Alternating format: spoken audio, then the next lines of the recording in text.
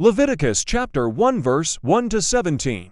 And the Lord called unto Moses, and spoke unto him out of the tabernacle of the congregation, saying, Speak unto the children of Israel, and say unto them, If any man of you bring an offering unto the Lord, ye shall bring your offering of the cattle, even of the herd, and of the flock. If his offering be a burnt sacrifice of the herd, let him offer a male without blemish.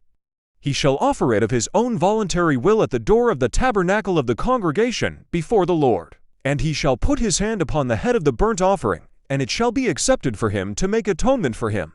And he shall kill the bullock before the Lord. And the priests, Aaron's sons, shall bring the blood and sprinkle the blood round about upon the altar that is by the door of the tabernacle of the congregation. And he shall flay the burnt offering, and cut it into his pieces. And the sons of Aaron the priest shall put fire upon the altar, and lay the wood in order upon the fire. And the priests, Aaron's sons, shall lay the parts, the head, and the fat in order upon the wood that is on the fire which is upon the altar. But his inwards and his legs shall he wash in water.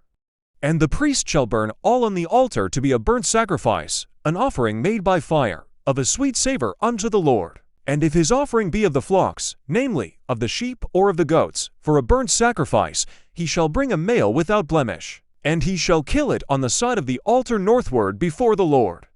And the priests, Aaron's sons, shall sprinkle his blood round about upon the altar, and he shall cut it into his pieces, with his head and his fat. And the priest shall lay them in order on the wood that is on the fire which is upon the altar, but he shall wash the inwards and the legs with water. And the priest shall bring it all and burn it upon the altar. It is a burnt sacrifice, an offering made by fire, of a sweet savor unto the Lord. And if the burnt sacrifice for his offering to the Lord be of fowls, then he shall bring his offering of turtle-doves or of young pigeons. And the priest shall bring it unto the altar, and wring off his head, and burn it on the altar.